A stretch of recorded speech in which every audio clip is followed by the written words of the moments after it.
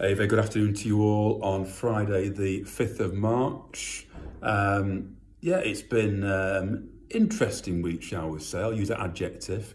A bit mad, all in preparation for pupils returning next week.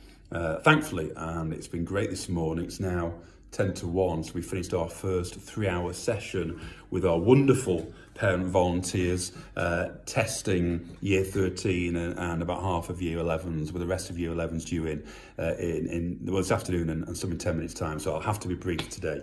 It's gone really well. The volunteers came yesterday, did a bit of training, and they've taken to it like ducks to water this morning, and that bodes well for the rest of the testing regime over the next couple of weeks. Okay, so thank you for those who volunteered and others who are coming in this afternoon for the first time and on Monday and Tuesday. So it's been great, but a little bit busy, shall we say, getting ready for the return next week, and also there's other matters that are important to us as well. So today is the last full day, I suppose, of remote education, remote learning. The year 11s will be joining us on Monday, year 13s, and then as the week goes on, there'll be fewer and fewer learning at home and more learning in school, which will be great. And by Friday, we're back to where we were in December when we broke up, with those routines in place to keep us all safe in school. Okay, just a message went out today, the email about the COVID control measures for next week, and the additional things are, of course, as I mentioned, the testing routine regime, which is 3 times tested in school before young people will be given their home testing kits and be tested twice at home subsequently. We'll be given those in the week beginning the 15th of March or so. And also it's a face covering issue. And just to clarify, because it's best to do so, I know everybody won't see this video, the government guidance that came out on Monday the 22nd, in everybody's view in education, made it quite clear that face coverings would be compulsory, would be mandatory in lessons in all indoor spaces where you can't maintain 2 metres distance. Lo and behold, and perhaps no great surprise, Nick Gibb, the Education Minister, on national television, undermined that view a few days later and said, well, no, they're strongly recommended but not mandatory, which leaves schools in a difficult position. I would like you all to appreciate our situation, and it's my responsibility and that of the governors who have sanctioned mask wearing, said yes, that's what we're going to enforce in lessons, all indoor spaces, i.e. classrooms, where 2 metres can't be maintained. So that's a line we've taken. And there are 1 or 2 exemptions, rarity. I know it's inconvenience, it's a hindrance, it's a burden, but it's only for a matter of weeks. I would like everybody to have that selfless approach. I think this is the general good, and that's a tone that we are taking. I hope there is full compliance. If a child says, well, no, I don't want to wear in class, then legally we cannot deny them education.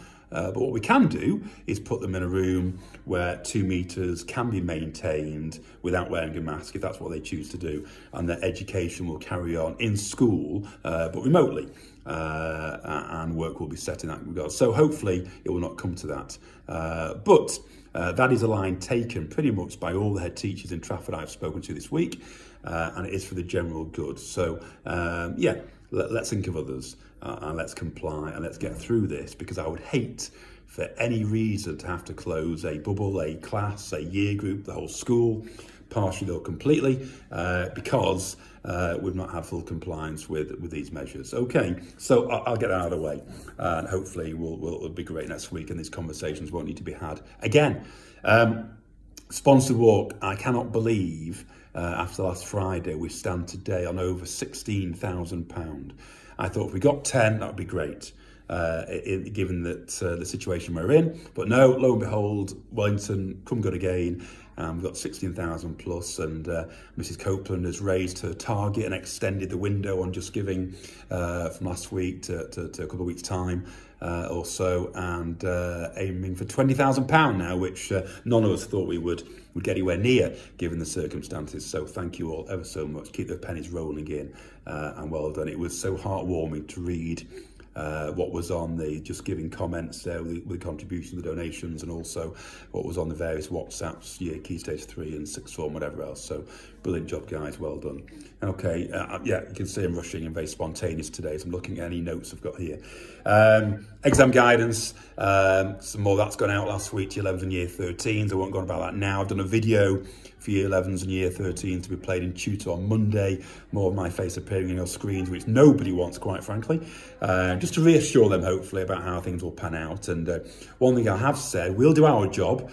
We are determining as we speak how we are going to gather evidence, what assessments we'll be using. We are still, I remind you, awaiting further guidance at the end of March, the end of this term, from the government and from the exam boards. So we haven't got the full picture yet, not yet got all our ducks in a row.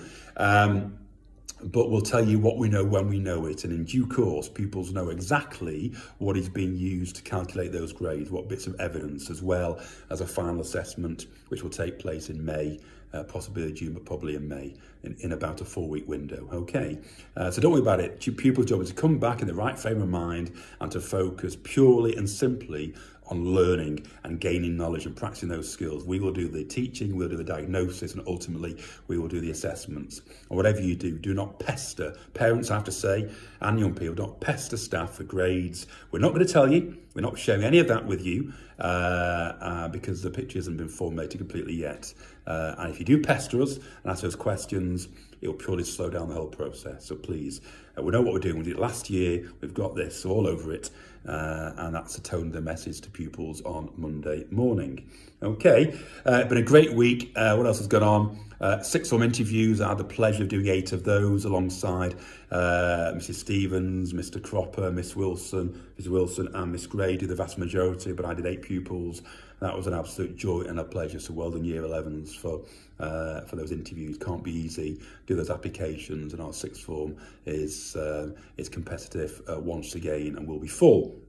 And on that note, there may be some of you who have sons and daughters coming to us next year who are currently Year 6s, may have siblings already in the school, and disappointing for some, all our 265 offered places are within 0.94 miles of the school I may have mentioned last week, and that's phenomenal, and shows how popular you are in the local community.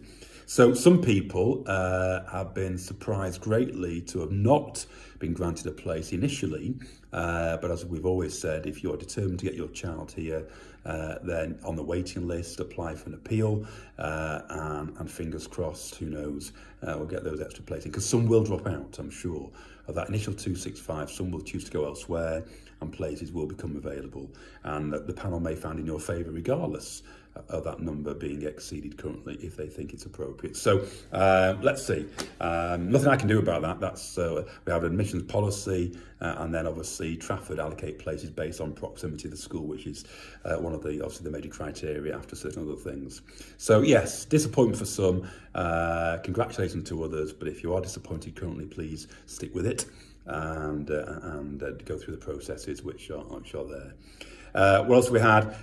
Well done to English department. It was World Book Day, yesterday, and some outstanding performances, and some of the staff I just didn't recognise. Miss Jordan and her rabbit's outfit from Alice in Wonderland, I believe. I just didn't recognise it. I still don't believe it's her.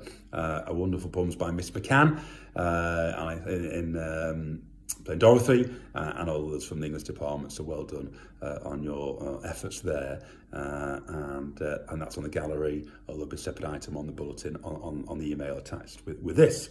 Okay, Governor's meeting on Wednesday night. Thank you, great bunch of people again. We had a great discussion on Wednesday, looking at some day-to-day operational matters, but also looking more into the distance of what school we want to continue to be and to become, and to strengthen certain aspects in the future. And I mentioned that this last week to you guys.